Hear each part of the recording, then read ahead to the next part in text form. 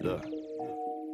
900 block of whispering pine. Well, I grew up and seen the hustle, then I stuck to the grind. Most city forever, ride by, see the signs, and we ain't snitching on crimes. Karma coming due time. Hunters, Glenda, Quail, Green, rolling by, switching lanes. They've been to Houston in a minute, but it's running in my veins. Girl, run until run, niggas swinging they bang. Bad bitches getting flipped, now she belongs to the gang. And all the old heads still keep it fresh with jeans on starch. No matter where you at, it's still free, Dre and D-March. Bring them niggas home, it's been too long, but fuck the system. Since them niggas left, things change and we miss them. Rest in paradise to all the fallen H-Town G's. Big Hog, DJ Screw the Fat Pan and Pimp C. No matter where I'm at, I'ma still throw up my age. Break my wrist with the most so niggas know what I say. We was all kings and queens, had all the shiny things, somehow our history lost. Now we must find a way back to the promised land, so give me my freedom at any cost. Come to my city and pay your respect where we started this drip, yeah, we started the sauce. The way we rock reels in the color of gold in our teeth, how we shine, you can tell that we floss. Watch, nigga, I'ma take my time, and I'ma push the grind. Going hard as hell, even if I fail, I'ma get mine. Like candy, I'm getting some now and some later. I wave middle fingers to haters, cause I know they only doing their job, and it's just my duty to go and be greater. Player 1, y'all niggas know who the greatest. 2, your shit is whack, it's the lamest. 3, most of your homies be haters. 4, I don't give a fuck about haters. Fuck 'em. And no, I ain't trying to be famous. Man, these niggas lie to be famous. Damn. Man, these niggas die to be famous. Shit. This game is so dirty and dangerous. These little dudes can't hold me back. Uncle Sammy still owe me stacks. You ain't real if you ain't show me facts. Nigga, I been trill, you can't show me that. I got a master plan with the mastermind, and with the faster grind, I'm going after mine. And I'm trying to take over in half the time. Get rich, now watch me pass it down. To all of my friends and my family members who kept it real, fuck the pretenders. Lock in my circle with the best offenders. It's my Futurama, I'm like Fry and Bender. I heard your music, boy, that shit is useless, man, that shit is stupid, boy, return the sender. Giving the business to anyone hating on me, it don't matter what race or what gender. Look, hood nigga pharmacies, they call it a crime for selling a dime, and now a nigga gotta do time. How we gon' reach the top of mountains, they ain't letting us climb. Unless the sports doing music, they ain't letting us shine. Scoring to get swarmed with storms, if he blackborn, clap for him. If he acts norm with the platform, they want me a slave, but I'm singing Jeremy crack corn. Haters wanna front on me, but I'm keeping my back to 1, y'all niggas know who the greatest. 2, your shit is whack, it's the lamest. 3, most of your homies be haters. 4, I don't give a fuck about haters. Fuck 'em. And no, I ain't trying to be famous. Man, these niggas lie to be famous. Damn. Man, these niggas die to be famous. Shit. This game is so dirty and dangerous.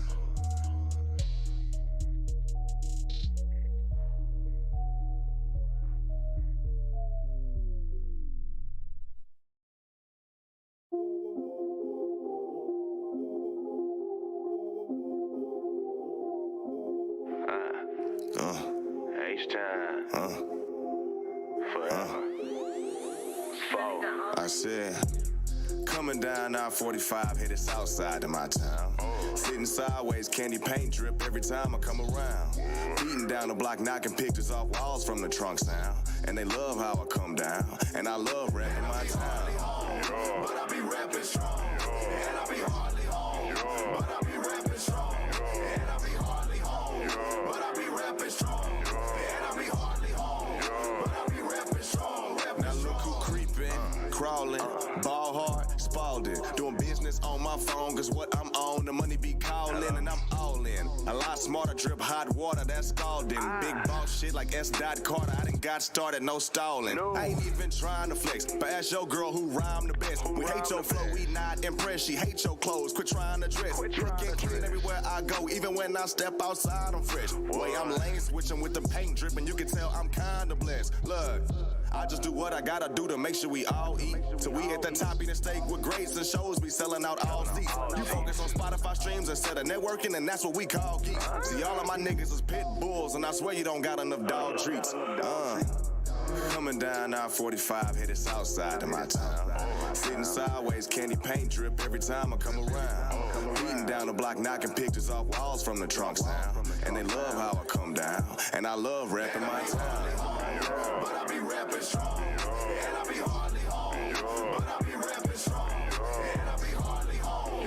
But I be rapping strong, and I be hardly home. But I be rapping strong, rapping strong. From the south, but we we still tipping. Bad bitches, we still pimping. Moved out a few years ago, I'm so homesick that I feel different. Missing all my trill niggas. Polo, fuck that hill figure. From Dallas to Austin, down to Houston, this Southfield for Lil, nigga. Big booty, pretty bras. I only like gangsters who live in large. Welcome to Texas where boys act reckless and lanes be hard till we pull your car.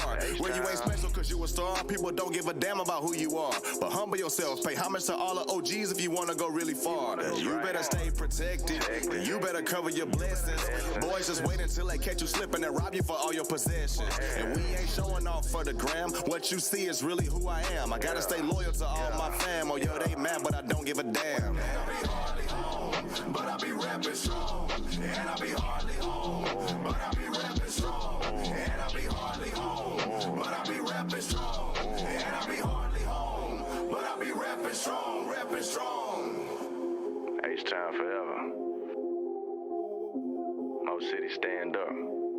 View is on that.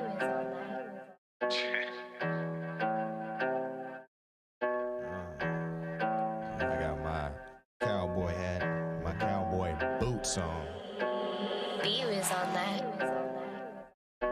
Step into the saloon like 2 guns drawn, like what's up, bitch? It's Jay Horn, Home C3. Look, gotta take some big risks just to win, right? I didn't know that life would be like this to win, no. See, I'ma do it for my fam and all my kin, right? Cause I ain't never ever going broke again, no. I ain't trying to go broke, nope. I ain't never going broke, nope. I ain't never going broke, nope. This ain't a motherfucking joke, nope. I admit that I was asleep, now a young nigga woke, and I ain't been there before. Now I'm trying to get more. Whoa, pushing and grinding every day just to get to the cash. Looking and finding new ways to get it, I'm trying to advance. I swear that chasing this paper can give you a feeling of ecstasy. And I see the fakery all around me, but I don't let it mess with me. I just let go of my anger, but you know the devil keep testing me. And haters got so much to say on the low, but nobody addressing me. I gotta let go of my past, so I really won't got to keep blessing me. And I ain't got time to soak up in sadness, that shit be depressing me. People enter in your life for a reason, some only for season. Things ain't going their way, then they gon' end up leaving. Fuck them, you don't need them. My fam, I've got to feed them, and the leads, I must defeat them. New slaves, they whip and beat them. You want fashion or your freedom, choose wisely. Every choice you make, every risk you take, everybody makes mistakes. As long as you be getting cake, let a nigga or a bitch hate. They mad because they broke. Stack figures, throw it in they face, brag and go get more. Oh, gotta take some big risks just to win, right? I didn't know that life would be like this to win, no. See, I'ma do it for my fam and all my kin, right? Cause I ain't never ever going broke again, no. I ain't trying to go broke, nope. I ain't never going broke, nope. I ain't never going broke, nope. This ain't a motherfucking joke, nope. I admit that I was asleep, now a young nigga woke. I ain't been there before, now I'm trying to get more. Win, lose, dream, snooze, weed, booze, please choose. Whatever you do, just understand it's all on you. It's all on you. Whatever you do, just understand it's all on you. It's all on you. Win, lose, dream, snooze, weed, booze, please choose. Whatever you do, just understand it's all on you. It's all on you. Whatever you do, just understand it's all on you. It's all on you. Better than ever. Vocabulary extra clever. Treating my life like it's not a joke, cause I ain't trying to go broke never. I done been through so much shit, I swear you'll never know the half. 99 problems, do the math. Waiting on my turn like the NBA draft. Wait, listen. The people ain't no longer quiet. Every corner that you turn, a building is burned because of a riot. Got the wrong color on, it might not be safe to step outside. Saying that your life matters somehow created a huge divide. But I spit fire, been through hell in the wire. I'm the new rapper for hire. 6 jobs, I don't get tired. God sent me here to inspire like minds. Those who stay up past the nighttime just to write rhymes. And those who struggle but still got a nice grind. Folks around me moving toward the speed when life is speeding past. You can't ride my way for free. Plus with you I'd probably crash. Can't let nobody take advantage. Going savage, doing damage. I'm a whole lot to manage. Just cut me a check with no bandage. Gotta take some big risks just to win, right? I didn't know that life would be like this to win, no. See, I'ma do it for my fam and all my kin, right? Cause I ain't never ever going broke again, no. I ain't trying to go broke, nope. I ain't never going broke, nope. I ain't never going broke, nope. This ain't a motherfucking joke, nope. I admit that I was asleep, now a young nigga woke. I ain't been there before, now I'm trying to get more.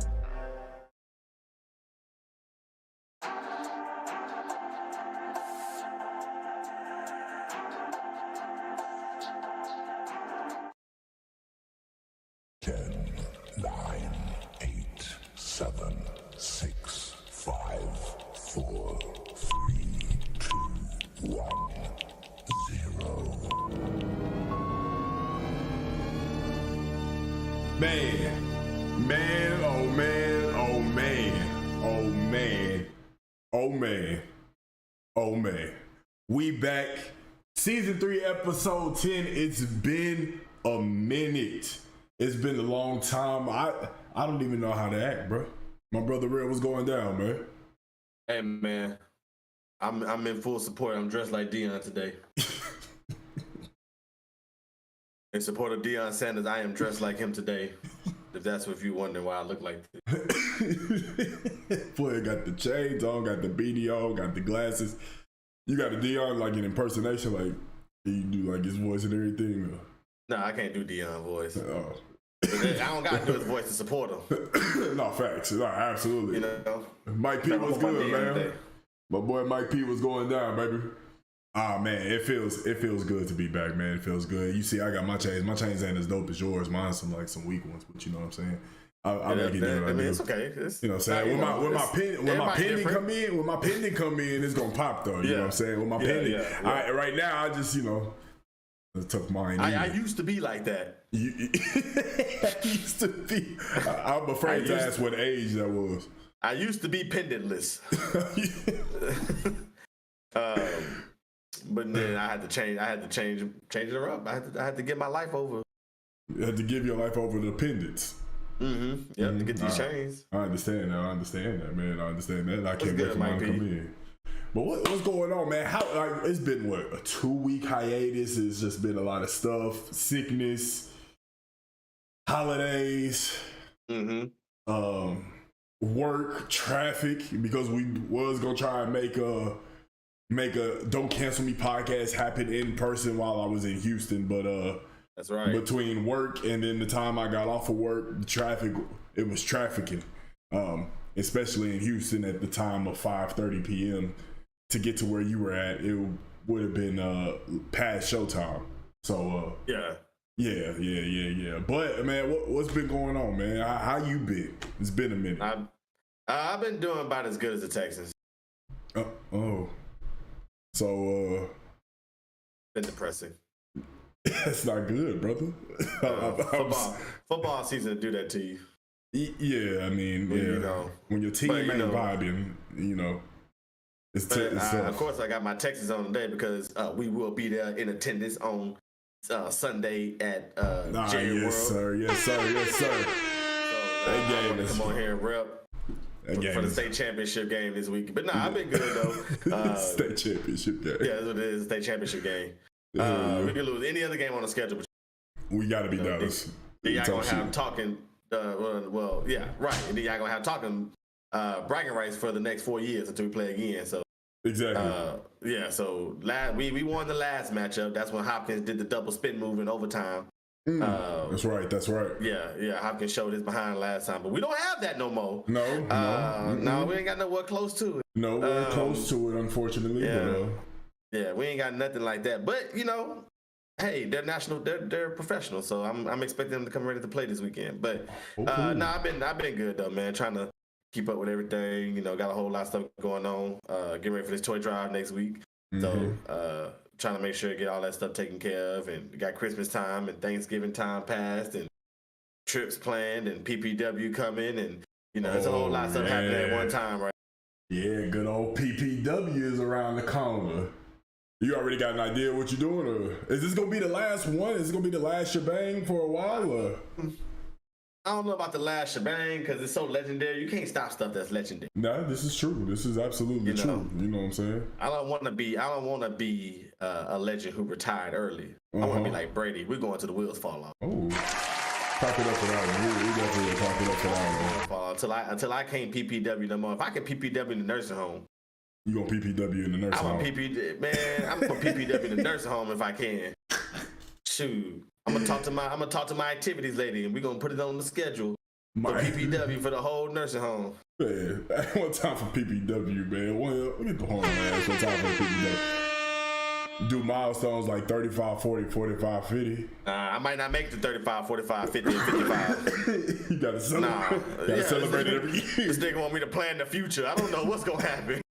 You want me to? I'm not gonna make it. Who knows if I make it that far? I'm living for now. I'm living for 32, 33, 34. Yeah, so I gotta, when they come, I gotta take advantage of those things. Right, I'm thinking about doing something monthly. You just never know. I'm thinking about doing a monthly PPW gathering. we all just meet up and go bowling. Hey, that's not a bad idea. Shit, that shit sounds like a little vibe. Hey man, shout out PPW monthly events coming soon. We're going on tour. February we'll be in Austin. Or you just go hit like the state of Texas, like major yeah, we just hit the Texas. state. Yeah. Until it get bigger, then we'll branch out to Louisiana. We can hit Oklahoma too. I got some people in Oklahoma. We can hit Oklahoma you got too. a couple people out there. Yeah, we can hit Oklahoma City too. We'll turn up out there. You know, Oklahoma, since they got the Thunder, they've been able to grow their city. So it's some things to do out there. I was very mad when I first seen Oklahoma City's downtown. When was that? About a year or two ago, maybe. Okay. I was very disappointed in Oklahoma City's downtown because I'm so used to, like, they was like, that's downtown. I said, where? And it was just one tall building, but I'm used to seeing a bunch of buildings. So they go, that's downtown Oklahoma City. I said, well, why can't I see right through it?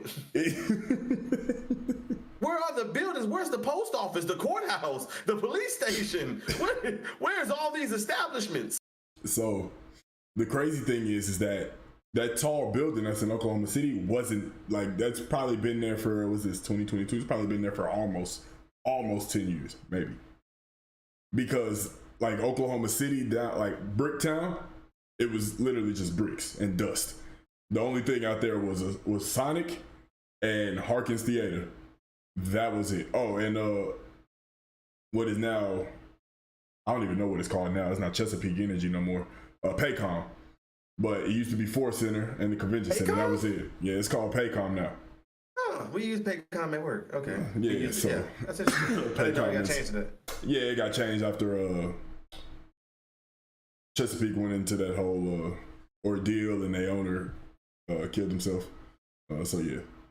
It got real. It got real dark. Anyways, welcome to season 3, episode 10.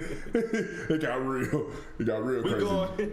We're going to tour. We're gonna be in Austin. We're gonna be in Dallas. We're gonna hit New Orleans. We're gonna hit Oklahoma City. We're gonna hit Galveston. Yeah. We're doing it big, yeah. We're gonna do a half one on that one, y'all. Yeah. And then I'm gonna try to book it. We gotta go one that's then we're gonna go to New York. I gotta go all along here. I gotta go where I can fly. Yes, absolutely. Yeah, I gotta go where I can fly. Absolutely. Because I don't really want to do too much driving, even if I go to Austin. Right. I want to fly. I'd rather do 15 minutes in the air than 3 hours on the ground. Yeah. Hey, listen. Whatever's gonna get me to my destination quicker is what I want to be able to do. But being on the ground it could be a little safer. And these people on these planes is acting a plum fool. You like my transition? I went one way and then I went down the street, came back, and you weren't even ready for that one. That was great. That was a great transition. I learned from the greatest transition as there is. That was a great transition, dog. So people, bro, did you see the story? There was a flight leaving Houston, and the lady, it was a flight going from Houston to Ohio, and there was a lady on the flight. I think no more than about an hour to maybe 30 minutes an hour. That they was on the air. This lady decides that she wants to go open up the emergency exit while the plane is in midair. Yeah. Okay. That sounds like a good idea. Nah. The court documents say. The court documents say that the lady told her Jesus told her to do it. So let's back this up, folks. Lady on the plane going to Ohio tried to open up the emergency exit door while the plane is at 33,000 feet. They had an exact number. And while it was at 33,000 feet, lady tried to open up the plane, and she said that Jesus told her to do it. Okay. Now, I don't know. Why would Jesus tell a person to randomly open a door? Like, what would be like? Let's try and see it from her point of view, if there's a way. What happened? She misunderstood what Pastor said. Okay, break it down. Pastor said that in the future doors will open for you. Okay. So when she was on the plane, she thought that she interpreted the door as the literal plane door. But I don't think that was Jesus talking to her. Who you thought it was? One of them devils that be in the Exorcist movies. You notice in the Exorcist movies, I'm going off subject real quick. You know in the Exorcist movies, I'm so tired of the pastors and priests always losing. They never win. They make being a Christian look like you're weak. Like they never win. But you got God on your side. How are you losing? The lady is tormenting. The lady is getting tormented. She comes to you for help. And you lose. You're supposed to be the Almighty. You're supposed to be the only thing standing between, the most powerful thing between me and God is supposed to be the priest. And then they always get over there to their house, and the demon be ready for him too. No, actually he don't. The demon be chilling, and it be the regular person. Then she be sitting there, and then he be like, "Out, demon! Out, demon!" She be like, "Stop throwing water on me! Stop! Out, demon! Out! Stop! Out, demon! Stop!" And then all of a sudden she just changed. Like, what the freak did this happen? And now all of a sudden, I'm so mad that the devil always got powers. Like he can make the room move. He can turn crosses upside down. Right. He can knock off pictures off the wall. But what does the priest do? He has his Bible and his little cross and holy water. And look, while the devil got all these powers, the devil can spin around the room. The devil can take over that person. They can climb on the walls. Right. they can do all of this stuff, and all he doing is reading from Psalms. That's all he's doing is reading from Psalms. The devil can move pictures. He throwing stuff at him, not even moving. The devil standing in one spot, and the priest still lose. Eventually, you gotta throw the Bible down and say, "Let's throw these hands." Right, eventually, because you gotta have some type of pride, right? Because obviously Psalms ain't working, and the devil be laughing. Like you ain't think he went to go read like Matthew, Mark, Luke, or John? Like you didn't think that would be more powerful or something? The devil is always so prepared in The Exorcist. He really is. He wins about a good 2 or 3 times before he finally can read the whole verse. Because the devil know what part is the curse, so he stops him before he gets to that. That's when he picks him up and throws him against the wall or something. He got all these. And you flying across the room still reading Psalms. And then I'm really about to get you. I watch a lot of these movies. And then I'm really about to get you. It don't even be the priest that end up finishing the verse. The Bible fall, and then some random person keep reading. so then the random person kills. Well, if I could have done this the whole time, I never need. And do they pay for those services? Anyways, I mean, that's a waste of money if you pay for the service and the priest that come lose. And he lose. Or he don't know, so he gotta go get somebody that's higher ranked. And now both of them dead. And the fact that he gotta go and get somebody higher ranked, that's gonna be that's an extra $175 that they gotta pay. Hey, Pope, I need you, Pope. Hey, Pope, this is a big one, Pope. I need you. Hey, you need to come on out that office today. You gotta work. We appointed you for this. This is Satan himself. He didn't send no troops. He sent himself. We need you, Pope. Come on now. Pope still ain't got no powers. The Pope ain't got no. Anyways, so the lady on the plane. I say I like to say that wasn't Jesus that spoke to her. No, not at all. Nah, that was one of them other. Yeah, and so I was reading a little bit more about it, and the story got funnier and funnier the more I diverged into it. I don't know if that's a word, but it flows, so I'm gonna just keep it going. No, we gonna rock with it. So as I was diverging into some more knowledge, I found out that the passengers on the plane said she started singing gospel songs very loudly. Okay. So she was on the plane just singing gospel songs. If it had not been for the Lord, I'd be like, lady, shut up. On my side.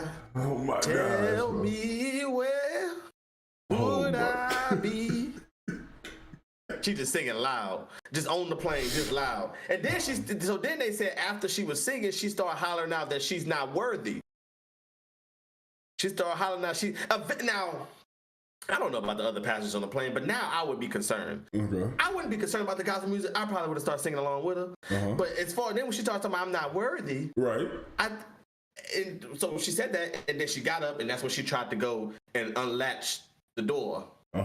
And they tried to stop her, and when they tried to stop her, somebody bit her in the leg. I mean, she bit somebody in the leg. Okay. So that person had to be treated and had to get a hepatitis shot. Wait. This story has a lot of twists and turns. That she did had to get a hepatitis shot. Okay. And the worst part of it all is I watched the video. I think the lady was black. I say, Lord, this ain't what we do. That's not what we do. That's not what we do. That's not. I think she was. And listen, Chad, if I'm wrong, then let me know if I'm wrong and she wasn't black. But if she lady was black. If she was, that's two black people that do things that black people don't do. You know who the other one is, right? No. The other one is the Walmart one. The Walmart shooter. Oh, that person was black, huh?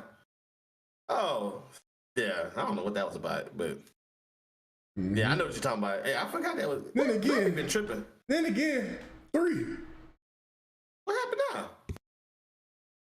You know, it's always, you know, it's never really black people that just be going out just to say like wild shit, because it's just enough. Just us being black is wild enough to other people.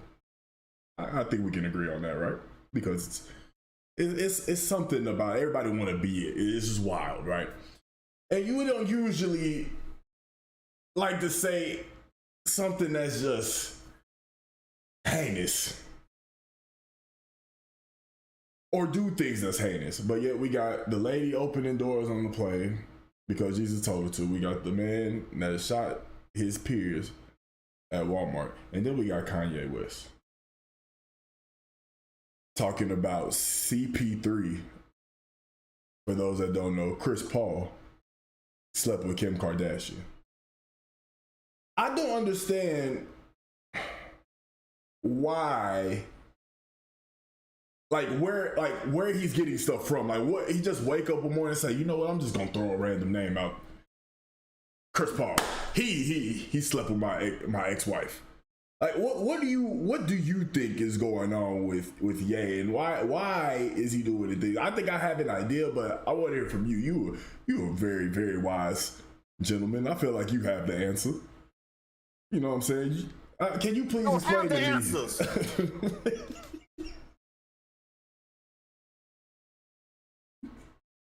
So let me tell you what I think about Kanye. This story in general. I think Kanye. I like that. You don't have the answers. I like that. I like that. I think he just. I don't. My thing. I'm trying to figure out why now. Why would you come out and say it now? I think he was going through I think he was having a what do you call it? A rant. I think he was having a rant, and that's when this came. Because I remember the tweet said, and lastly, I caught this guy excuse me, I caught this guy with Kim. I caught this guy and Kim or something he said. I forgot what the tweet said now. And it was big time. There was a whole bunch of memes of people talking about him turning into Cliff Paul when he got home. And somehow LeBron got included in it because they said they had a meme where it was like how Savannah's looking at LeBron after the news came out.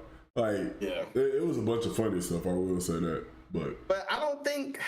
I will say this. I don't think that. I think he might be telling the truth. Kanye might be crazy. He might be a lot of things, but he ain't a liar. Okay. He might be crazy, but he don't tell no lies. So what you saying is that there's a possibility that CP3 was in Kim K's drawers, is what you're telling me. I'm not surprised. I wouldn't. I mean, I definitely, if it came out and more information, I wouldn't be surprised. I mean, honestly, I don't think I would be surprised either. I just feel like I wouldn't be surprised, but I just feel like I feel like Chris Paul is a stretch. You know what I'm saying? But then again, I don't know. I'm very confused. I feel like Chris Paul is a stretch, dog. I just don't. No, we love Chris Paul, but let me tell you this. I personally think all these celebrities be with each other. No, because I mean, this is a bunch of millionaire people who has all their perspective power in the world. You know, you can't tell them nothing. I'm sure, you know, Madonna done been with the Kennedy and I don't know. I'm just sure there's so many stories that we don't even know about. No, I mean, I with that part, I can agree with you on that because they all are going to cross paths at one point or another. Right, and then they keep, it's a lot of stuff gets out, but if you think about how much stuff gets out, think about how much stuff is being kept in. Yeah, just as much. And I would say 7 or 8 times out of 10, whatever gets out, they want it out. Some way, form of another. Unless somebody got a camera, they snuck it through your bedroom or something, and seeing you with somebody, when you hear stuff, it got out some way, somehow that they wanted it out. So that's like I said, 7, 8 out of 10. I'm gonna stick with it because I know sometimes if stuff really get leaked, people get mad and your friends and family and stuff. You go and they go to TMZ because you didn't want to give them 10,000, but TMZ gonna take that. I mean, TMZ gonna pay them 10,000 and tell them they have dinner with Kim Kardashian every night. True. You know what I mean? So family, they'll change on you quick, but true. You bring up valid points. I think. But what's your take on it? I think it's I think Kanye always does the most when he plans on doing something. So, for example, anytime he had an album drop, it was always some big thing. Or he had an album drop planned, it was always some big thing that he had going on. Like, let's go back to Graduation Day when he had that whole thing with 50 Cent. Like, that whole beef with 50. And they both sold a lot of records to see who was gonna have the best album, whatever. We go as recent as the Sunday Service Yay. Like, he did all of that to promote his whole quote unquote gospel album. He does the whole tour thing and starts the whole thing about the whole feud with Drake because they both got albums coming out. Like, it's always something. And now he says that he's gonna run for president in 2024. Since it's a big thing, now he got to go ahead and keep this attention on him type shit. I just feel like every time he has something that he's about to do, it's always some type of random ass thing that he has to come out and say or try to spark up something. I think like people always blame his mental issues, and I really think that he's low-key getting treated for him, and he's also like hella smart, and he knows that if he causes commotion, the attention's gonna be on him. His name is gonna be in every household. Therefore, when shit like that comes around, then he's in the front of their mind. I think anytime it's something he got going, there's always some big gimmick that he's doing. That's how I feel about it. I don't agree with any of the stuff he say, but I mean, right? I was saying his own perception. He ain't no liar. Yeah, I mean, And I seen this thing. I seen this thing that said that, and this is it's a conspiracy, but I kind of believe. And they said that Drake already know about Chris Paul, and oh, you talking about the IG story where he was laughing and whatnot. And he was about to release his album. To promote his album, it was him and two other guys that had on the Chris Paul jerseys. I didn't see that. That's part. the album. That's the album where he was competing with Ye.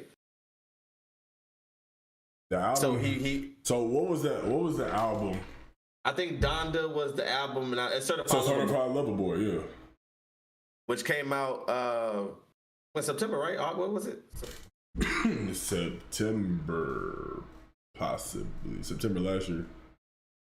Let's find out. Let's get an actual anyway. date. So I'll get an actual date for you. Don't even trip. So yeah, I think it's like the 6th or something. It was something crazy, but that's why Drake dropped that Instagram picture September with him. 3rd. September 3rd, yes, because that's Chris Paul's number. So yeah, yeah, hey, that's right. It was the 3rd.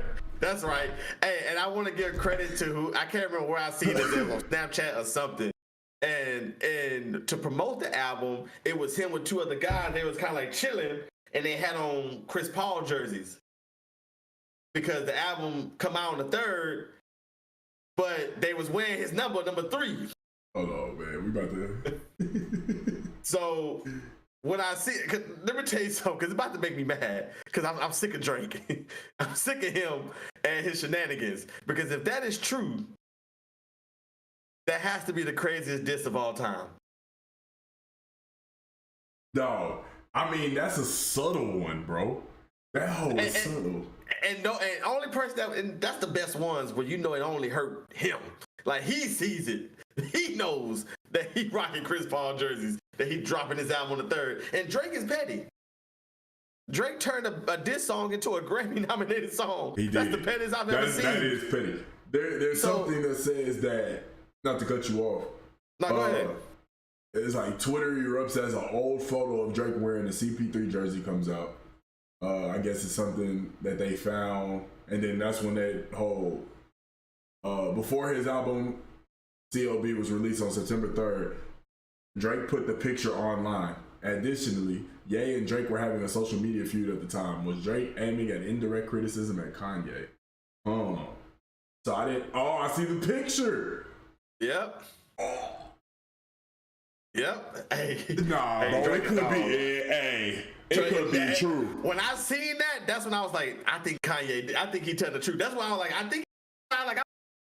believe it, bro. I feel like it makes too much of sense not to believe. Yes, it's a conspiracy, but Drake dropped his album on September 3rd, because that's Chris Paul's number, and he promoted it on Instagram with him and two other partners wearing the 3 Chris Paul jerseys. I didn't even see this picture. I did. I kind of remembered it when I was looking at the story. Hey, Drake a dog. Drake is a dog, bro. Did you also hear about the lyrics in Her Loss? On Her Loss, maybe I should do a 20, break a 10. Maybe I should break a 10, do a 5, well, something. They said that, that fire get live again. If he no. you can't gloss over what he said. He said if he would have held his tongue on that live, he'll be live again. Yeah. They said he was talking about XXX Tentacion. Yeah. And I said, what? Yeah, bro. Like that's been an ongoing thing too, bro. I said, this is getting crazy. Yeah. So I listen. I was listening to Drake in the car. And I suddenly did not become a Drake fan no more.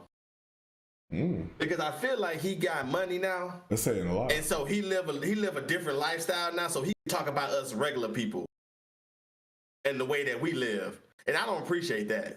Right. That's kind of like LeBron when he said, well, I don't know why they mad. They gonna go back to their regular home. Back when he lost in the finals, he said to Miami. To Dallas. Yeah. He said that he wasn't tripping because they got to go back to their regular lives that they can't stand type shit. Which, I mean, at the top, like that was a cold ass line.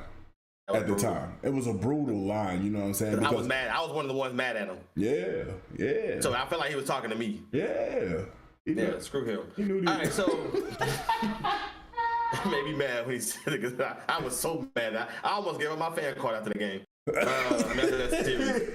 So I'm glad I didn't because we had, the next 8 years was prosperous. But yeah, he made me mad today. But anyways, so I was listening to Drake lyrics, and I said, "This nigga's talking about me.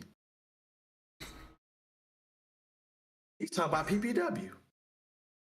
First group of lyrics. Oh, I know what you about to say. First group of lyrics. I know what you about to say. Swedish jail cells smelling like some Carby Musk. For your birthday, your boyfriend got a party bus. Bottle size club line should have come with us. We left that ish in 09 when we was coming up. I said, bro, I had a party bus.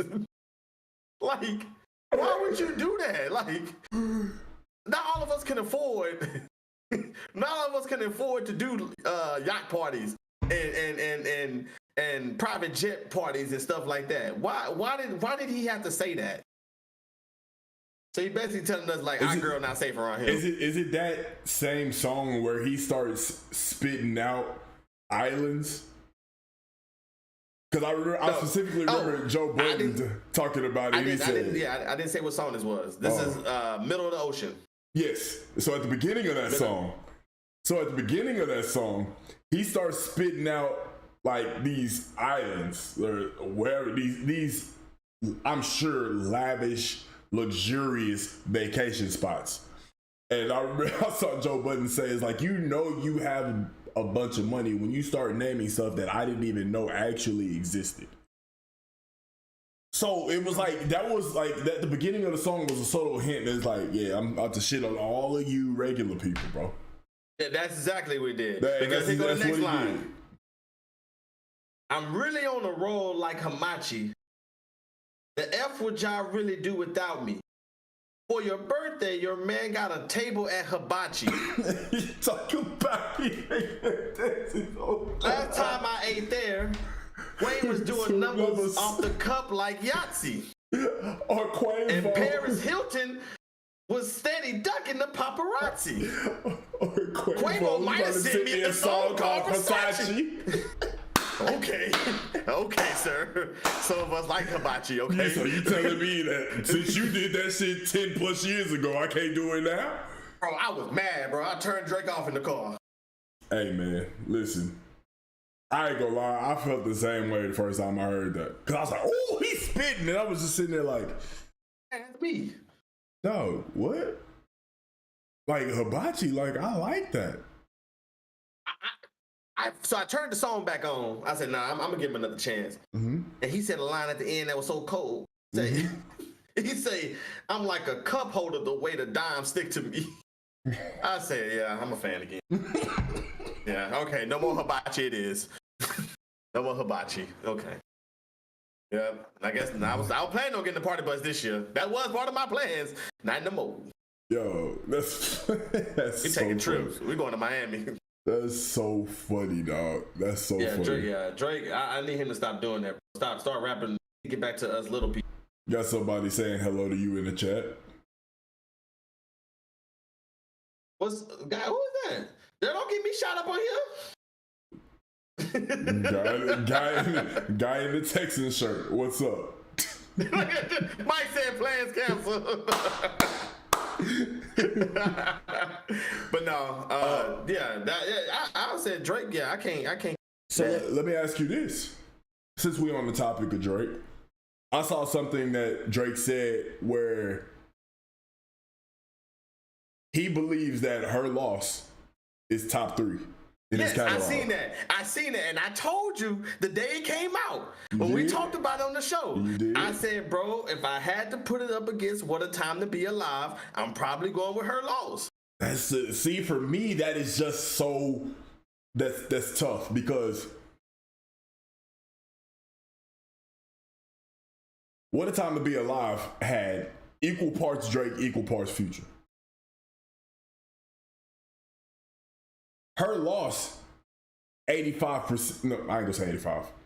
We'll say 75% Drake, 25% 21.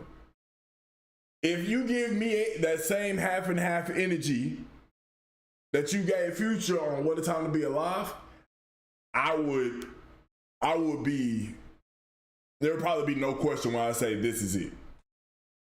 But I mean, yeah, I mean, I wanted to hear 21 on a lot more. Drake had, it was like what? 14, 15 songs on the album? Let's see. Yeah, because 21 had like a lot of songs at the end because he had 3 a.m. on Glenwood. He had more M's. Because a lot of the songs in the beginning they did by themselves. So I also need to hear it a couple more times, like all the way through. But that 3 a.m. in Glenwood go hard. Middle of the Ocean, Jumbo Shit Poppin'. More M's is not a 21 Savage song. That's what I'm saying. No, it's not. Drake is on there. That's what I'm saying. Okay. Like 21 only had one song, 3 a.m. on Glenwood, hard. I like it, but that was it. I don't remember Drake on more M's. I'm gonna listen to that when we get off here. Like, I don't remember Drake on more M's. He got like Drake has 1, 2, 3, 4 songs by himself. Yeah, you know what I'm saying. So it's like this is a Drake album with 21 there. Like it's Drake at 21 because y'all got a couple songs there, but it's like I hop on your song and make the label think they need you. I mean, like 21 came with that hard boy. I hop on your song and make you sound like you the feature. Yeah, you can say that on anybody else's song. Like that's why Drake backdoored and said that this is my album. They boys and everything, but if you would have gave me that same 50-50 that you gave Future on What a Time to Be Alive, I would probably say that that's better than What a Time to Be Alive. Right now, to me, What a Time to Be Alive is in that 3. Her loss is close. It's a trilogy. Certified Lover Boy, Honestly Nevermind, and Her Loss. He said it was a trilogy. So you're supposed to listen to them back to back to back? Yeah, so I never heard of a trilogy and album. I know how they work in movies. So I'm trying to figure out how to, like, Certified Lover Boy, Honestly Nevermind. Okay, so he's a simp. And then he gets to the point to where he's just, you know what? Never mind. But it could be that.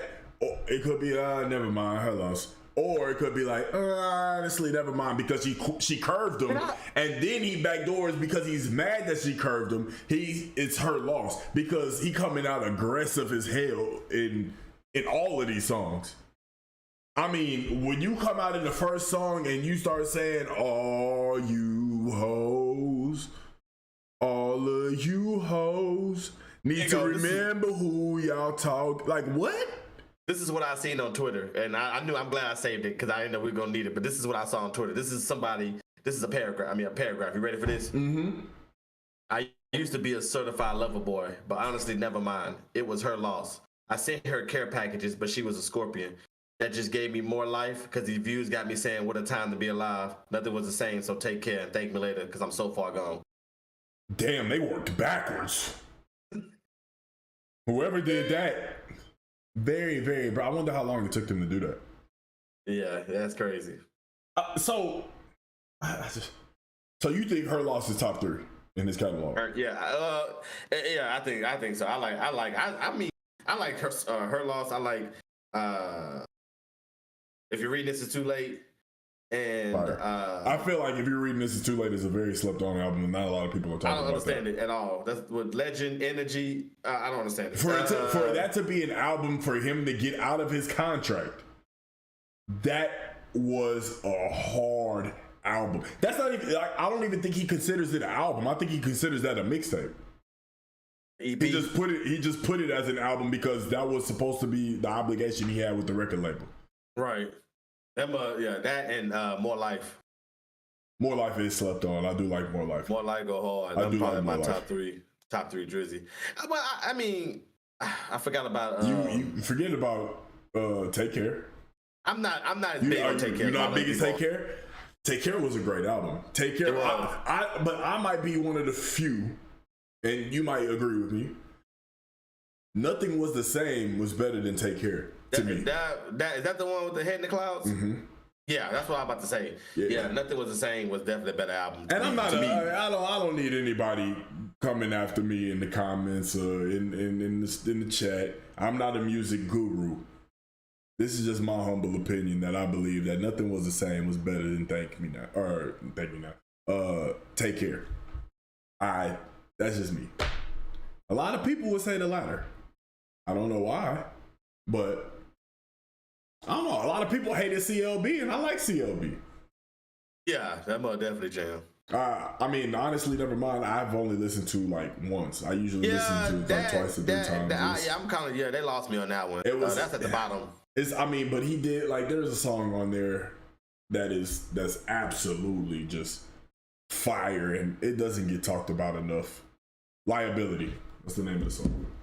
Liability. You should have had Jimmy Crooks on this album, and the album would have been a whole lot lava. But I think to play into his own trilogy thing, that was a subtle hint to say that boom, this is what we coming out with, because that Jimmy Crooks thing was so hard. It was like, damn, what if Drake and 21 did an album? Ha, got y'all. Look, we coming out with an album. That's exactly what happened. So that's exactly what happened. I mean, I don't know. Her Lost top 3. It's a great album. Great album. We got some spammers. Yeah. Do we now? I don't see anything on my end. Hot photos of my sister. It says this message is held for review. Because I don't see it. I can hit high.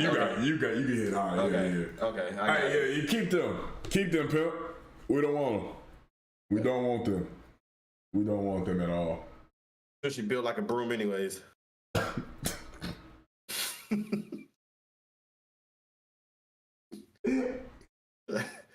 Talk about hot photos of this. You know how badly built you gotta be built like a broom? Never built like a broom.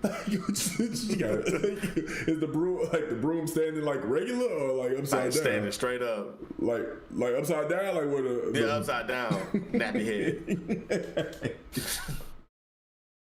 I don't want to see all that. But yeah, that I think that's what it's gonna be. That Drake gonna be it though.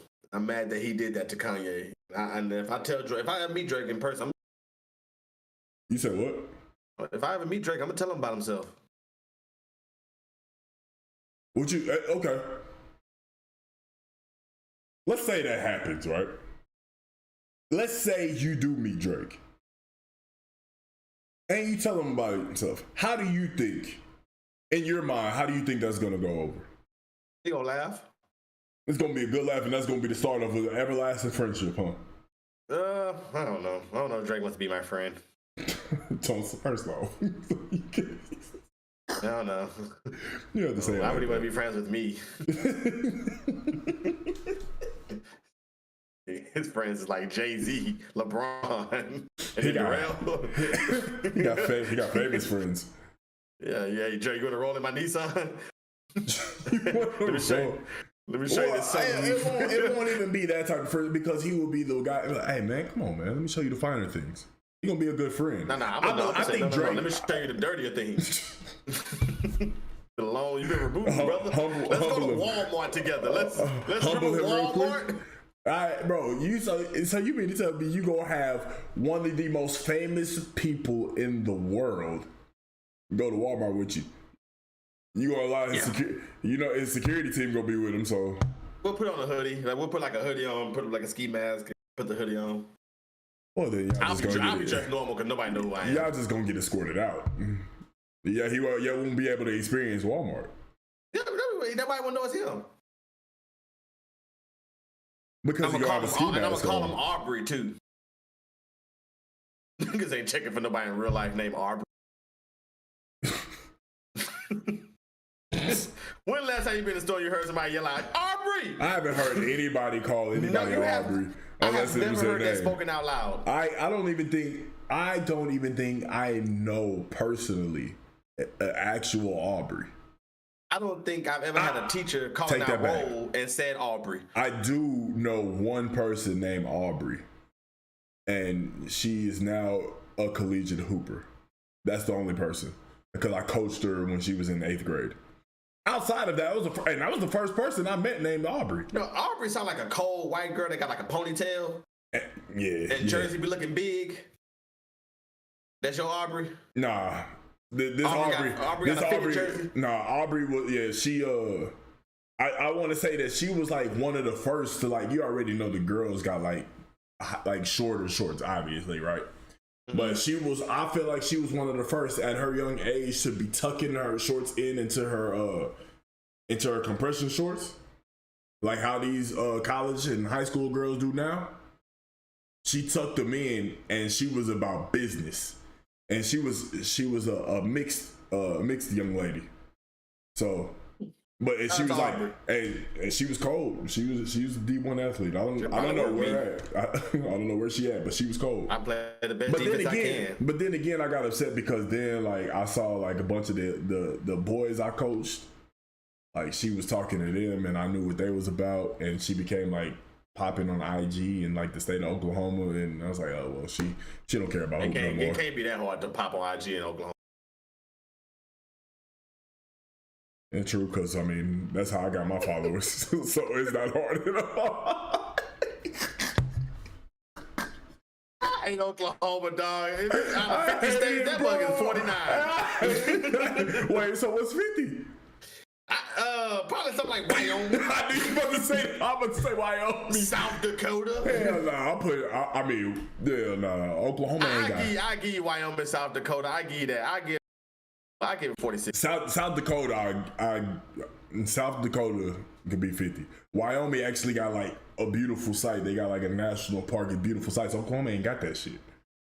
Oklahoma got some dirty red rocks when you're driving in. That's it, bro. It ain't shit. There's nothing beautiful in Oklahoma. Like Wyoming got something beautiful. Idaho, they got something beautiful. You know what I'm saying? Mm. I mean, North Dakota and South Dakota. I think they both got mountains. So Oklahoma might be 50. Oklahoma ain't got nothing. Oklahoma ain't got shit. But empty downtowns that I can see straight through. Straight through. You can see the other side of the city clearly. I think we was standing on one part. I said, "Damn, I think I can see Tulsa."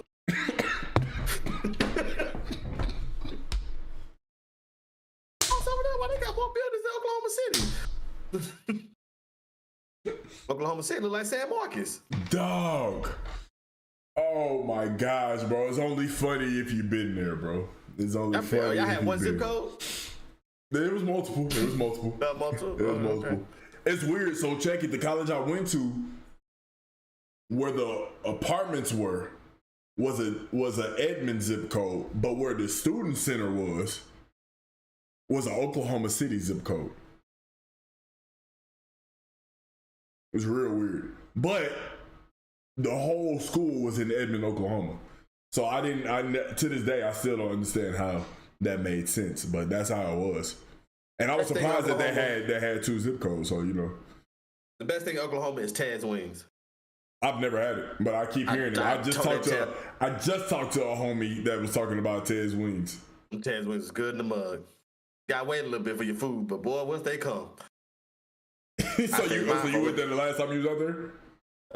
Maybe the time before last, maybe. I can't remember last time I was there. Well, I went to Ardmore, but I don't remember last time I've been to Oklahoma. Ardmore is nowhere near Oklahoma. Well, I mean I'm right outside Norman, I think. Yeah, still got a ways before you get to Oklahoma City. Yeah, I didn't want to go. Darrell looked like an NFL player in the press conference after a loss. So D Brown just tuned in. This is my outfit in support of Deion Sanders. That's who I'm dressed like today. Hey, Mike, super confusing, bro. I had to go all over campus to find the mail that my mama sent me because I didn't know where it was because I always gave the wrong address. Terrible. But yeah, D Brown, this is his Coach Prime look. And speaking of Coach Prime, let's talk about it. For those that don't know, Deion Sanders, former head coach of Jackson State University, who led them to back-to-back undefeated seasons, back-to-back SWAC championships, took a job to a Power 5 school in Boulder, Colorado, with the University of Colorado, which is in the Pac-12 right now, right? They're in the Pac-12 now? Used to be in the Big 12. Used to be in the Big 12. Now they're in the Pac-12. I didn't even know that until he went there. I knew that as far as basketball, but yeah. How do you feel about it? Because there's a lot of people that's calling Deion Sanders a sellout. So how do you feel about the whole situation with Prime going to the University of Colorado, taking that Power 5 job? Well, when I first heard the news, the first thing I thought was, dang, he left. That was the first thing I thought about was, dang, he left. You know, like, you know, he was doing a good thing out down there in Jackson State, but, you know. A lot of good things. A lot of good things. And I'm not, what up, bro, man? What's going on, bro, man?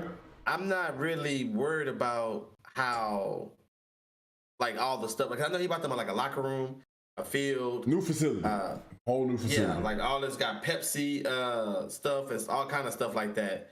And they freaking gave you all this stuff. Prime brought you all of this stuff. I'm sorry, bro. I'm sorry to cut you off. Look at the chat. Look at the chat. I don't know who that is, bro. I'm not worried about Hey, Mike and D Brown, y'all find out for me. Yeah. Hey, listen, Miss Brooks. Just stop. Just pump your brakes. Just pump your brakes. There's a lot of people that's gonna whoop your ass in this house. It's okay, y'all. I'm gonna be famous one day. This just comes with the territory. I would be famous. It ain't about that. It's about how I react. Hey, look, D Brown said, "Where's Haymaker Chance?"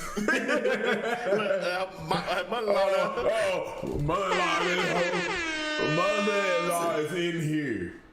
Hey man, listen, but yeah, it's now. See, that's gonna happen. It's about my reaction.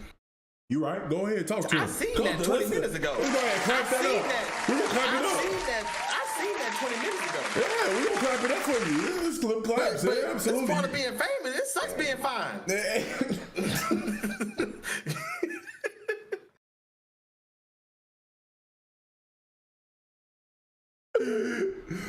Oh man. Hey, D Brown. We were talking setting up arrangements. Ooh, shit, that's funny, kid. Go to his DM. That's funny, kid. Go to his. That's funny, kid. Hey, look, Mama, you see what Mama said? Remember how they set up Watson? I didn't even talk about that. We'll talk about it later. But yeah. So Coach Prime got him all of these things. Oh, that's what we're talking about. Yeah, that's what we're talking about. Yeah. So got him all this stuff, right? And his time there became. I mean, he had an opportunity to go to Colorado. Mm-hmm. When I first heard the news, I said, "Dang, Colorado."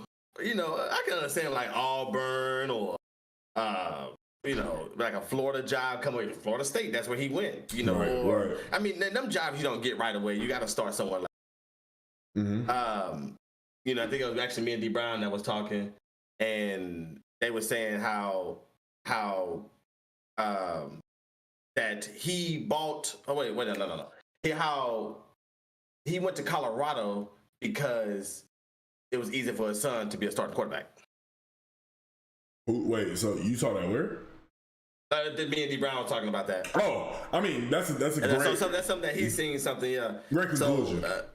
Right, so I think that's probably. I mean, that had some, a lot to do with it. But I mean, to build up the program, I tell people all the time, like people are like, oh, he went for money. He did not go for money. He did not go for money. He went to be able to have better resources for the kids. Mm-hmm. That's what it is. Like instead of me saying, hey, won't you come here? Well, we didn't even have water for weeks. Come over here to Colorado where we have a nice facility, a nice gym, a nice locker room, a nice home crowd, a nice, now alumni, they're already pitching in, coming to do all this, stuff. And then all of that, yeah. And then him leaving Jackson State to go to Colorado does not mean he is not caring about Jackson State. Right. You know what I mean? So that, I don't know, bro. Just black people be making me so mad, boy. No, I got into an argument yeah. with somebody on our Don't Catch Me page on Twitter. Not a debate, because this one girl commented on Shannon Sharp stuff and said something like, it's not about, I'm going to paraphrase, but she said something like, but it's the fact that he told them right before their championship game and stuff like that. And I said, well, why does it matter when he told them? And I explained to her, I said, that happens all the time. If a coach accepts a new job somewhere else, they always find out before the championship game. They always sit down with, hey, we're gonna go out here and win this game, but after this game, I'm transferred. I accepted a position with such and such, such. There was nothing exclusive to Deion Sanders. There was nothing exclusive to, about it. So the way I look, and then all these people, like, I don't know, people feel like you owe them something. Like, what is it? And like I told him, I said, why does it matter when? Like, no matter when he told them y'all was going to have a problem with it. No, yeah, it doesn't matter. No matter when he said it. And the crazy thing is I saw Charlamagne bring up a very good point, is that, like, are you supporting the HBCU? Like, what are you doing to support? Like, Deion Sanders came into Jackson State and did everything he said he was going to do. And he also said that if a Power 5 school was going to talk to him, he was going to entertain it. Right. So it's like, yeah, like, bro, like, I saw Bomani Jones go on CNN and talk about it. Like, it was kind of like trying to dog Deion Sanders because he was saying that Deion Sanders shouldn't came in and said, God sent me to HBCU. God could send you a lot of places. God could have sent him to HBCU to do exactly what he did. He did his job, and now it's time to go on and do another job. Like, Bomani Jones was, like, really trying to, like, go at him, but at the same time, he started contradicting himself because then he just started praising everything Deion did. And so it's just confusing, like, what is the real problem? Are you just upset that somebody who, and word to Joy Taylor, I believe that's her name, on FS1? Yeah, Jason Taylor's sister. Yeah, Joy Taylor, she said Deion Sanders is the culture. Like, he started that. Cowherd said this. Joe Platt said the same thing. Yeah. He said that he doesn't have to adjust the boulder. The boulder's going to adjust the boulder is going to adjust the prime. Like, the way he went into that players meeting. Oh, boy. He told them. I brought my luggage with me, and it's Louis. It's Louis, I said. Come on, man. That's some heavy talk. Like that's some heavy talk. Like, you got to understand. And so let me ask you this. If you a player in that room, what you doing? You hitting the transfer portal? Or is this somebody you want to play for? The little position I play. If I'm a quarterback, which I think that quarterback did. The quarterback on.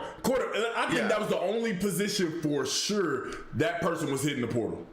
For Kona, too. I think they're bringing over the Kona from Jackson State, too. Yeah, his other son, yeah.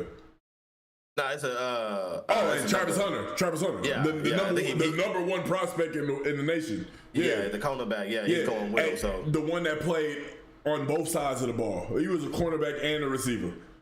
Yeah. Like, yeah. So, but I think I also don't like how. I mean, and it's also how the media is. It's also how human nature is. We always gonna see something and only going to clip certain things to take it out of the perspective, because a lot of people that's calling. No, take that back. It's not a lot of people that's calling him a sellout that's talking about this. It's really people that are just getting adjusted to Deion Sanders being in a Power 5 school. But when you see that clip where he said, I brought my luggage with me in his Louis, so if you want to hit the portal, go ahead and do it. But he's talking about you can hit the portal if you're not going to be smart, if you're not going to work hard and do all of these things. And I don't like how people are trying to take it out of context, like Deion is just telling him, hey, hit the portal, I got my people coming in. That's not even the case. Like, he really I think I'll give Colorado 3 years like I did, like everybody did at Jackson State, I'm sure. He gonna do the same thing. Maybe 4. I mean, they was 1-11 last year, so they're gonna be better than that. They're gonna be way better. I mean, yeah, first year gonna be a struggle because you got to get acclimated to it. But the next year, I'm never excited like about somebody who has an impact like that. I'm never excited about the first year. I'm always excited about the second and third year, because when you got that first year under your belt to get adjusted to something that's different, now you know what to expect. So when you get that next full season, it's gonna be crazy. That's just my opinion. The transfer portal changes that. I mean, Lincoln Riley. Lincoln Riley was a game away from being in college football playoffs in his first year. Yeah, and that's USC. That's a little different ball game. But the transfer portal definitely changes that. That's why I've been seeing him on Twitter. I ain't never seen this much, and he been on there like, "Hey, y'all know where to find me." The transfer portal. He said, "Let me get up in here. Let me see what I can find." Like he about to change that whole team around in months. Mm-hmm. I give him. I mean, I don't know the Pac-12, so that's what USC, UCLA. Oregon, Washington State, all of them. So I'll probably give it Stanford too. Yeah, they're gonna probably win 7 games, which would be an improvement. A huge improvement. I mean, and then he gonna sell out seats for sure. Then, He gonna sell out seats for sure. I'm sure as soon as season tickets go out for Colorado, sold out minutes. Yeah. They're gonna have some black people playing. I think that's a problem. He picked the whitest school you can go to. It's a plan. It's part of his plan, I'm sure. The whitest school you can go to in Boulder, Colorado. Part of the plan. Deion played in Atlanta, Dallas, San Francisco. He ain't never played in the cold. I mean, because Dallas had the cold. Like he played in the cold, but it was like live there. Yeah. Where he from? Yeah, that's a good question. He did play at Baltimore, so Baltimore. He played with the Ravens? I think he did, because if I'm not mistaken, like when he got to the Ravens, he told them like, "Wait, when I get in the end zone, let me do my thing, then y'all can jump in." And I think I vividly remember him being with Baltimore at that time. I guess I didn't know he played for Baltimore. I thought it was only San Fran, Dallas, and Atlanta. Yeah, I think Baltimore was kind of like a quick stint type shit. Also, he from Florida. Oh, okay. Okay, so he ain't accustomed to that. Baltimore. Yeah. That's probably why he only was there for like a year or two. That had to. So Baltimore had to be the back end of his career. That's probably why. Yeah, he got drafted to nobody. Atlanta. He got drafted to Atlanta, then he went to San Francisco, and then went to Dallas. Yeah. So Dallas is where I thought it ended. Yeah. That's probably, and nobody ever really remembers the back end of a great player's career, because I guarantee you there's a lot of people that don't. Well, in their mind, it's Jordan, so they know they play for the Wizards. They throwing away them tapes. They throwing away them tapes. They getting rid of them tapes. They throwing them tapes away for sure. There'll never be a Wizards documentary. No, never.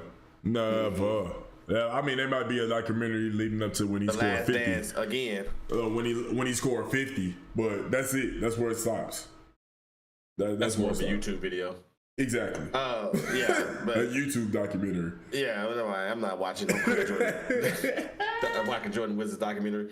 But no, man, I'm sick of talking about Deion Sanders, and like I don't get it sometimes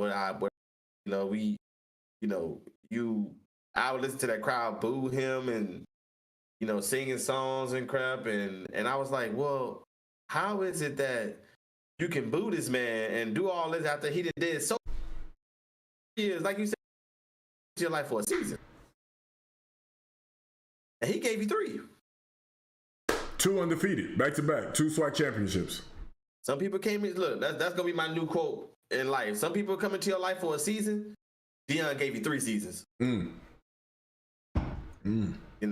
also like what he said in his Colorado press conference, where he said, "I'm not based on Damn, I was thinking about it this entire time. But it's something about like destination.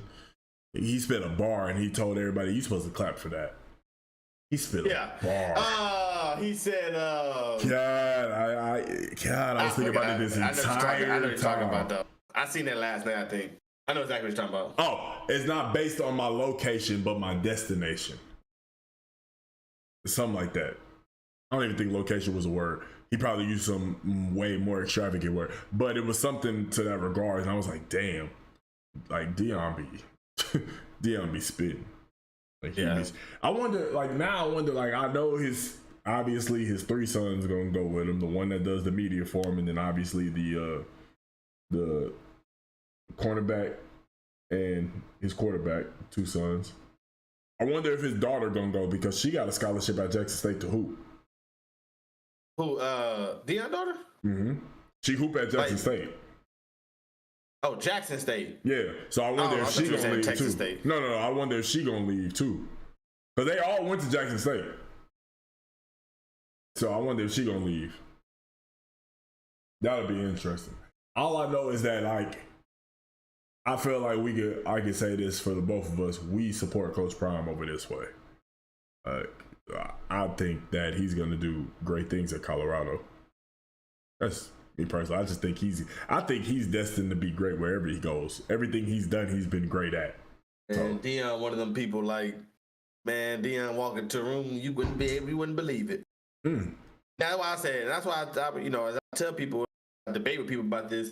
I said, man, I don't care what school you at. If you get home from school and Deion Sanders is sitting in your living room, you gonna hear what he got to say. Absolutely. You gonna hear what Deion got to say, and that's the game changer when it comes to this recruiting. I mean, he has more, I guess, mystique than what's his name, Saban, Dabo, Chip. Who am I missing? Ryan Day in Ohio State. Lincoln Riley. Mac Brown. I know he ain't really relevant, but I know he's still a coach. But Mac Brown's still top. He's still there. Like you know what he did at Texas. Like he had North Carolina. He changed North Carolina program low key. He did. I mean, they were fighting for an ACC championship, I think. Yeah, so they was in the ACC championship game, if I'm not mistaken. They played Clemson, right? Yeah. Yeah, so. Yeah, because the Clemson had to bench their quarterback, and he mad, so he in the transfer portal now. I'll be mad too. I've been the starter all year. And you bench me in the championship game. You bench me in the I don't care how bad I'm playing. If I've been the starter all year, and you bench me, I mean, he really ain't that good, but I mean, he'll go make Spencer Rattler did in South Carolina. So, I mean, since we're here now, we talking about it. I seen Spencer Rattler had one crazy game, like comeback game. But that's the only thing I heard from him. But also, I don't follow everybody. So he had two. He beat back to back. He beat the Tennessee. Tennessee had a great year. They beat Tennessee 63 to 20 something, and then the following week he went and beat Clemson. That's the game I heard about him because I forgot he was at South Carolina. I forgot he transferred. Yeah, everybody did until the last 2 weeks. They hung 63 on Tennessee, which was having a great season. Yeah, and then they went and beat Clemson. They beat 2 top 10 teams in back-to-back weeks. That's weird. That'd be enough to probably get him drafted. I mean, he got to stay another year, right? Because he's a sophomore. I mean, he could leave after this year technically, but Spencer should be a junior. Because I think he redshirted his first year at Oklahoma. Then he played, and he was sorry. And then he was at this year? South Carolina. So he was redshirt. Okay, so technically he can enter. So you're right. To the draft, he's not going to. He can't. Yeah, that's what I was thinking. Like he only played 2 years. He needed one more year, like this year, for him to be a solid draft pick, I guess. Spencer didn't play only 2 years. Spencer played 2 years at Oklahoma. Did he? I think Spencer did 2 years at Oklahoma. He split with Caleb Williams last year, right? Yeah. Spencer Rattler was playing so ass that they benched him. They put Caleb Williams in against Texas. Caleb Williams went off. And he was a new quarterback. Before that, who was the quarterback? Caleb? Before Caleb? Before that year, was it Spencer Rattler? I think it was Spencer Rattler. I don't even know. Kyler Murray been in the league for a couple of years now, so yeah. Because Spencer Rattler, I think Spencer Rattler was there while Kyler Murray was there, right? He was redshirted while Kyler Murray was there. Oh. Yeah. I don't know, but yeah, Spencer. Yeah, but that's what that transfer portal do. That's why he'll change that mug around. He already got his quarterback. He already got his cornerbacks. He about to get some dogs in there. He got two. Yeah, he got two of his cornerbacks. Yeah. So yeah, he got his luggage. Just Louis. And he wasn't lying. He wasn't lying. That's a hard line. I brought my luggage with me, and it's Louis. I had to rewind it. That's tough. Like, I couldn't imagine being a kid in that meeting, sitting there looking at Deion Primetime Sanders, and he's telling me I brought my luggage with me and it's Louis. I'm intimidated off the rip. I've been like, Coach, you better hope that Louis real and not bought off the streets. You would have been a brave soul. Mm-hmm. But that means if you saying something like that, that means you definitely started, because you got to outwork them, right? If you're going to say some shit like that. Yeah, they ain't coming from my spot. Yeah, man. D. Brown just said Alabama running back want to go. You know, they got running back for the next decade, so. Damn. Yeah, man. When it comes to college football, I'm definitely relying on y'all. I watch it like, you know, I watch it here and there. I watch the Big 12 championship game. I don't understand. Like, Max Duggan was able to lead his troops down the field and get it to overtime, and then you give him the ball and you just run it in up the middle 3 times and y'all lose. Yeah. When you got a Heisman Trophy finalist as your quarterback, you got to think that you're going to give him a chance now, right? That's just me. Whoop that. It's how Jerry. Hey, man, shout out to the chat, man. Shout out to the chat, because I've been watching it the whole time we was talking about Coach Prime. That shit is funny. Hey, this is a random topic I want to bring up, because I just glanced at it. How do you feel about the whole the whole Good Morning America scandal? I don't know much about it. I just know that they worked and they both married, and then they both was caught by a private investigator. Right. Which I felt like you didn't need. The pictures I saw, you didn't need a private investigator, just a nigga with a phone, because they were just in the middle of the street together. They was doing everything together. Like, what do you need a private investigator for? They was not hiding. What I heard is that old buddy was having an affair with somebody else that worked on GMA before he was with the co-host. The co-host, and I think she was a producer that he was having an affair with first. They were cool. The producer said something to the co-host, believing that the co-host was a solid confidant, and that she would, you know, be cool like it is, like they cool and everything. His wife found out, got that address. He decided to be a good husband. While he decided to be a good husband, the co-host and the producer have a falling out. So now the co-host knows that she got old buddy like to herself. And then once she figured that out, it became a thing. That's what I heard. That was the gist of what I heard. So he's had multiple affairs with multiple employees with Good Morning America. Is he with the one that he loves now? I don't know if he, you know, that's a strong word. I'm not going to speak for the man. I don't know if he love her, but he is, I don't know. I don't even know if he's with her, but I do know that after all of this came out, they did host the next show together. I know. I see they let them go now, though. Yeah, they had to let him go. I don't know what's going to happen. Suspended him or something. Now, I don't really know much about that. I mean, to me, it was just some old Hollywood stuff. I thought it was interesting. It was very interesting. Yeah, I mean, it was. I don't watch Good Morning America to really. I really don't know who they. I didn't know who they were. I mean, to me, it's just a big dude and a white woman. I think what made it more interesting is that this same dude was talking like crazy about Will Smith when he slapped Chris Rock.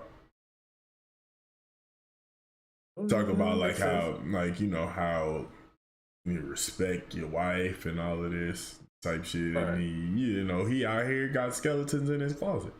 Well, obviously he don't respect his wife. Well, that's very, very apparent. That's very apparent. I don't know much about that. About them, because like I said, I never watched Good Morning America. So when if I don't know, it's not interesting to me. So like I seen it and I'm like scrolling, I'll glance at now and then, kind of keep up with what's happening.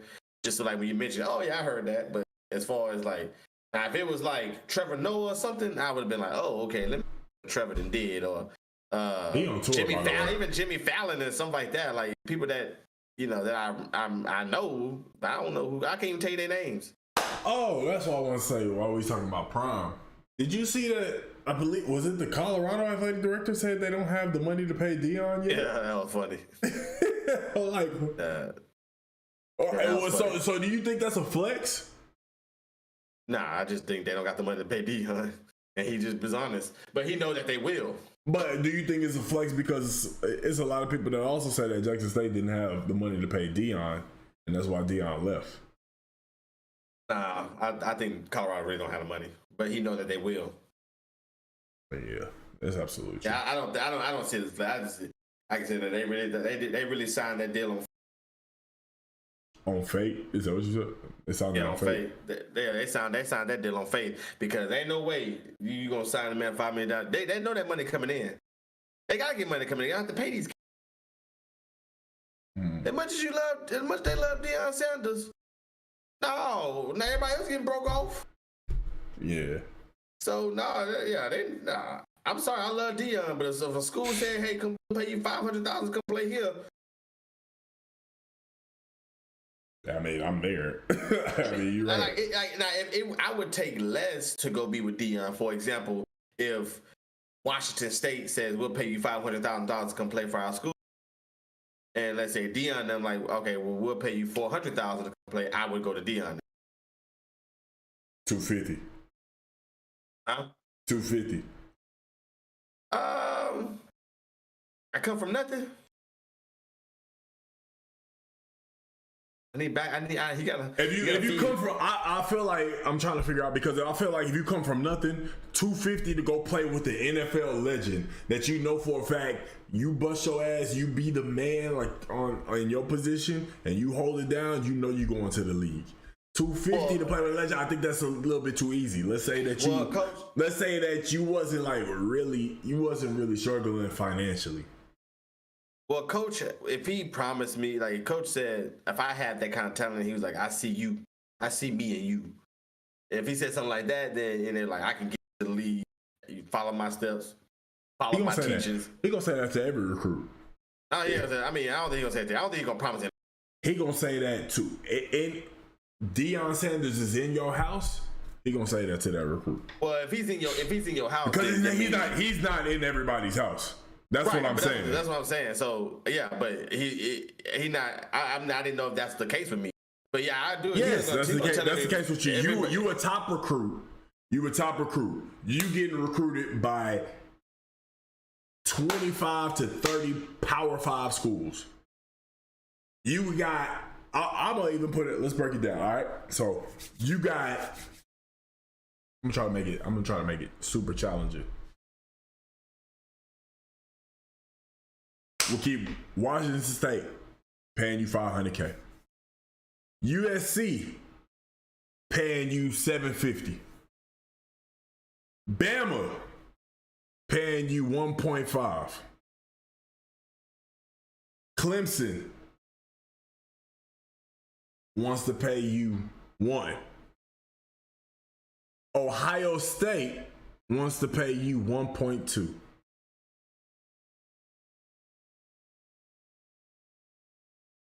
Trying to think of Georgia. Okay, so we got all right. So we got Alabama 1.5. Right. I got a general idea of what you said. Yeah. So Alabama 1.5, Clemson 1.2, USC 750, Washington State 500, Georgia also want to pay you 1.5, and then you got Colorado want to pay you 450. You a top recruit in the class, top 10 in the nation. Everybody wants you. You come from the same background that you come from now. Is the question, where am I going? Where are you going? Now these is good football schools. So outside of Washington State and Colorado. Oh, because you gotta think Georgia, Alabama, Clemson is where a lot of these top recruits are going. So I mean, it depends. Like, I wouldn't just. It depends. Like, I probably. I mean, if they offer me anything, fine. I mean, if I got other schools offer me 1 point something, and then it's the better schools too. I mean, then it becomes down to what position I play. Because what position I play, it can be very vital. Because if I play defensive back, I might be looking at LSU. I might be looking at Ohio State. You know, if I play receiver, I might be looking at something. If I'm playing quarterback, I'm looking at this. So, I've had this conversation before. To me, you know, you take all these schools, it's going to be whoever I have the best visit with. If I just absolutely can't decide what school I'm going to go to, it's going to come down to which facility did I go to that I felt like I was at home. I didn't have the luxury of being recruited and going on college trips, but if I would have, it would have came down to where do I feel most comfortable? Mm-hmm. You know, how is the campus? Who showed me the best time? Right. You know, if they take me to the game and stuff, I'm not really worried about, like I said, what position you know, if I just had to pick a school, I probably would go to. I would look at you gotta look at the depth chart. It's so like I feel like I would be looking at even at 18, 17, 18 years old, I would still have to think about it. I would hope somebody, if I wasn't thinking about it, I would hope somebody would be thinking about it for me. So for the sake of entertainment value, obviously we know that you a wise individual. And I agree. I would have to look at all those things too. Just knowing who the coaches is, knowing that you have an opportunity to play for prime time, but you ain't gonna get that much money, or you can play for Dabo or Kirby Smart. Kirby Smart at Georgia, right? Yeah. Kirby Smart, Nick Saban. You know what I'm saying? Obviously, at this point, Washington State is out the picture. I only kept Washington. I don't know if you said because this, they were there. I probably would look at LSU. I would look at LSU. What's his name is at LSU, right? The coach from Notre Dame. Thank you, Brian Kelly. Yeah. I would probably look at LSU. I'm looking at who got the best games, because like that Ohio State Michigan game is something that I would love to play in one. But do I want to go? Like, do you want to be there? Type shit. I don't want to be in the cold. So I would probably look at like LSU, Bama, Florida, something like that. So you would look at everything south and keep Colorado there because Deion. Yeah, I would look at A&M.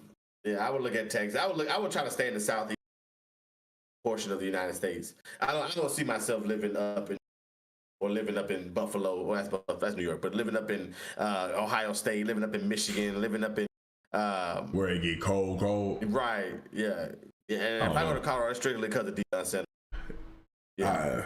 I would probably do like LSU though. I think a lot of people that's going to make the decision to go to Colorado is only going to be strictly because Prime is coaching. That's it. Because I don't see. They're about to have a lot of national primetime games next year. Yeah, absolutely. 2 reasons. Prime is there, and weed is legal. Which makes it prime job harder. Oh, because it's not. But yeah, because technically, it's still something that you can get suspended for in NCAA. Yeah, that makes prime job even harder. That's true. Make prime job. Bunch of Josh Gordon. I don't know. I mean, this is a situation that's been going on for years. Prime may know how to get around it.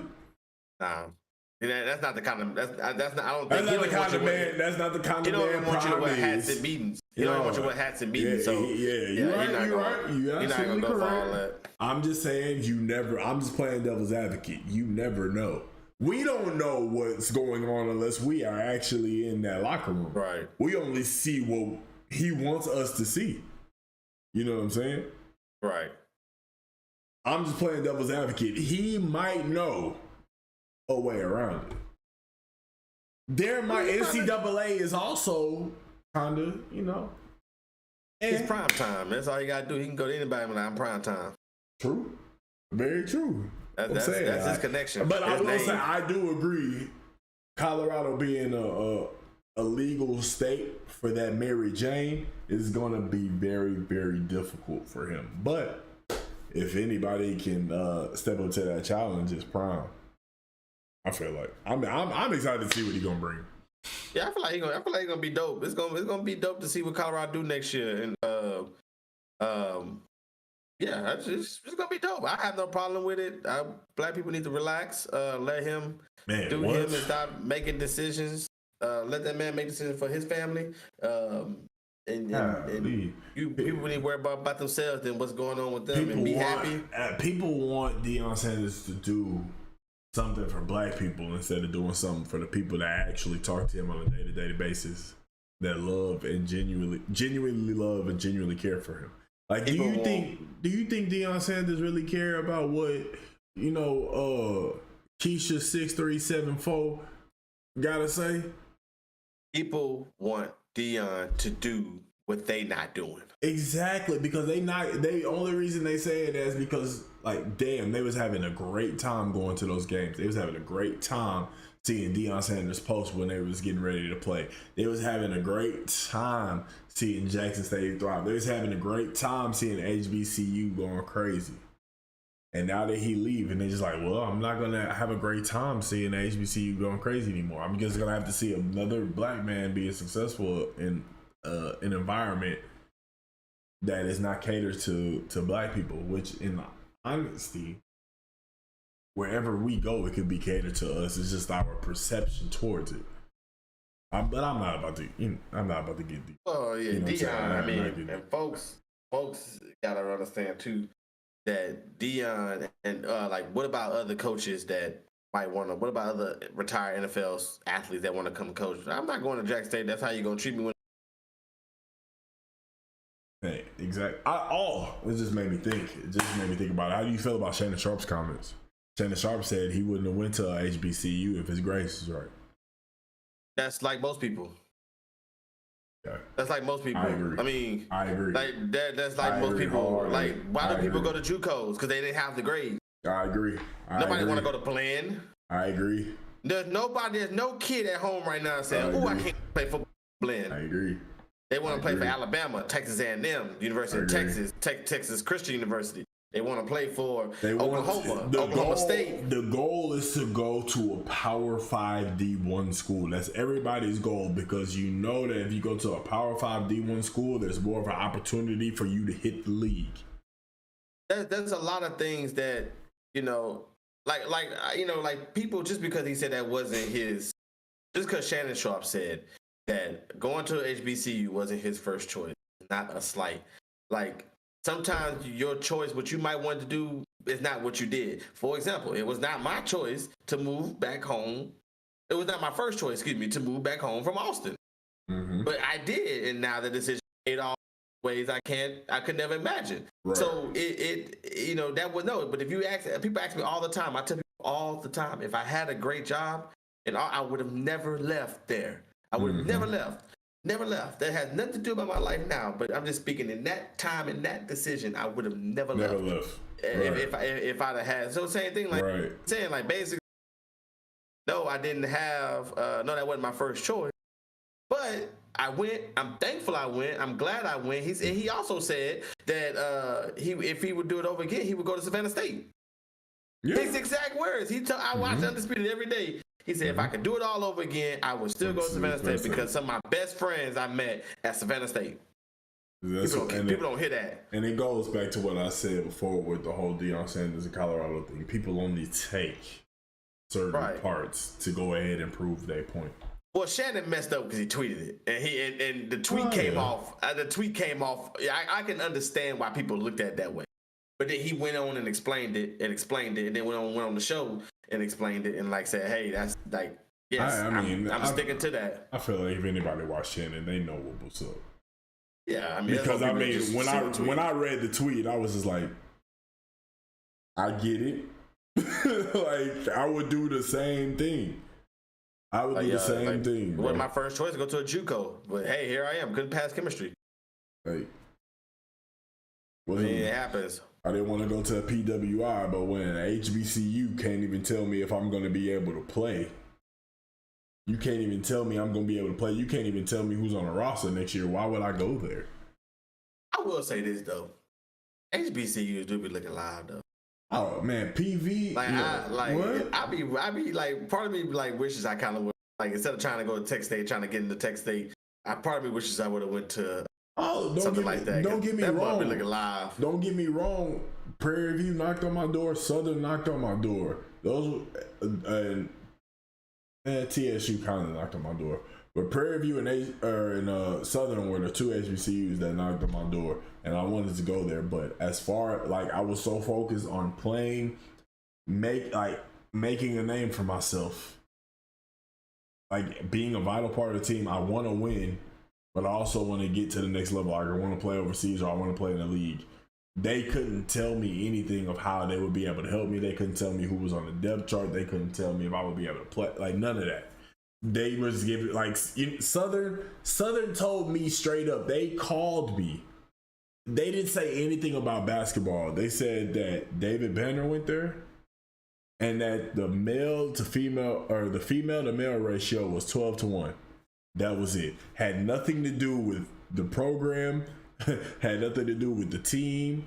Nothing to do with their aspirations for me. What they had planned for me or anything, what they would be able to do for me after college, none of that. All they said was that David Banner went there and the female to male ratio was 12-1, and they thought they sold me. I would have loved to win if they would have told me more about basketball and what they could do for me after. Southern probably would have had me. I'm in Louisiana. I got a lot of family out there. I'm not super far away from home. I got people in Louisiana that's close to Southern. Like I would have went. I would have hooped at Southern. But they never said anything about basketball. They never said anything about education. They never said anything about what you could do for me after basketball. They just said shit that they thought a high school kid would be able to. That's how they sold them other niggas. Man, that's crazy, and that's also that's how they sold them, and that's also probably why they couldn't live to their full potential. They saw this dream thinking that was it, and they get here and they don't ever pan out to how they supposed to be. I don't know. There's a lot of things that can go into it. All I know is that that's how Southern missed out on me. I probably would have been a star at Southern, but at the same time, I also probably would have just sat at Southern and just probably been in a different life with, I don't know, 4 different baby mamas. Who knows? I don't know. Ain't no telling. Well, it's 12-1, so. You said what? It's 12-1. It is 12-1. So, I mean, that's how they tried to sell me. But, man, you got anything else you wanted to speak about? Nobody recruited me. Nobody. Okay. All right, real quick. I know it's going to be quick. Because I'm very intrigued, and this will be the last thing we talk about. Please, I know that you attended the Texans versus Browns game. It was Deshaun Watson. What gave it away?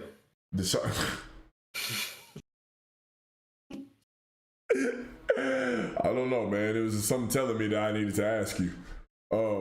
But Texans versus Browns, Deshaun Watson's first NFL game back at the team. That's the team that drafted him, correct? He was our child. And after this whole ordeal has happened with him, I'm very intrigued to know what was the vibe like in the stadium at the tailgate, knowing that Deshaun Watson was coming to town, and not only coming to town, but he was playing. What was the vibe like? Well, I mean, it was a lot more packed than the last game I went to, where it was just me and 15 other people. We played the Washington Commanders. That was a horrible game. But we tailgated. The tailgate was live. It was a bunch of Browns fans. So we had our little tent set up, and people were stopping by, and Browns fans. We got a lot of pictures, stuff, videos. Black people too, just stopped by, had the music going, and we had one old school brother in the Cleveland jersey. He was old. I'm talking pops, and he was out there getting it too with his little dance move. And so we it was all good. We got to the. It was already like I think Deshaun. It was already like a drive. Like I think Deshaun had the ball actually, and I mean you hear it from when we walked in. Everybody just booing, boo. It was going crazy in there. I mean, it was hyped. The game was hyped in the beginning because we had got the safety, we had got the interception. Mm-hmm. You know, we were winning 5-0. Deshaun played horrible. He was skipping the ball off the ground, all that stuff. But I mean, I was kind of over it after like the second quarter. Mm. You know, eventually the boos got boring. Yeah. And eventually these niggas start winning. You've been shooting. Yeah, I mean, it got old. I mean, everybody had creative Watson jersey. Some people taping stuff and like a lot of, just to see all that cool stuff. And then, but that's all. I mean, to me, it was just a regular. After like maybe like the one quarter of play, it turned to like a Texas game for me. We ended up leaving in the fourth. Yeah. And that was the first. I think that's the first game. Well, relatively early. I left in the fourth. It was like 6 minutes ago. So I've always taken the complete end. That was the first time I left early. I was like, I didn't see enough. Well, hopefully we get these tickets to this Texans Cowboys game because I know that's gonna be lit. I know. Yeah, we it's live gonna out be. there. It's gonna be live. Y'all stay tuned to the socials. As you heard, Real will be in town for Texans versus Cowboys. We're gonna try and get some content for that. But yeah, man, this has been episode 10 of our season 3 podcast season. Like, bro, we really on season 3. We really on episode 10. This shit is absolutely crazy. But the amount of love that we've been receiving is second to none. We appreciate everybody that show us love. We appreciate everybody that tuned in. Appreciate everybody in the chat today. I'm glad that we were finally able to come back after a 2-week hiatus. It was a 2-week hiatus. Shout out to the young lady in the chat that was trying to get Rail, but almost got her ass knocked out by Rail's lady. Make sure that you like the video. Make sure that you ring the bell to be notified whenever we drop a video or whenever we go live, and make sure that you subscribe to the channel if you're not already. But like I said, this is season 3, episode 10.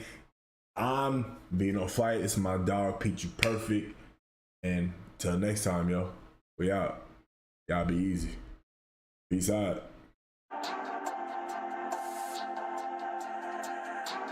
Let's light one in the air for Nipsey Hussle. Yeah. I feel good. I feel great. I feel amazing.